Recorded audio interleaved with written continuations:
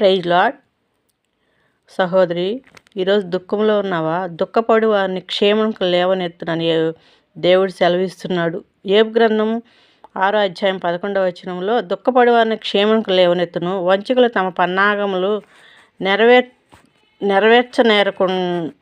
నెరవేర్చనేరకుండా ఆయన వారి ఉపాయములను భంగపరచును, కపటల ఆలోచనలను తలక్రిందులు చేయును.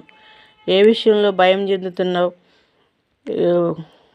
శత్రువులు కపటం ఉపాయాలు నా మీద ఉన్నారు అని ఆలోచిస్తున్నావా? భయపడకు. యేసుప్రభు ఈ దినం నీకు తోడుగా ఉన్నాడు.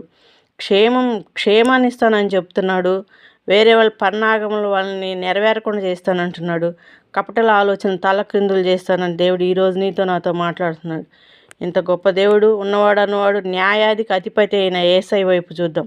యేసయ్య ప్రతి విషయంలో మనల్ని జ్ఞాపకం చేసుకొని మనల్ని క్షేమస్థితికి లేపును, మనల్ని దీవిస్తాడు. ఆమేన్.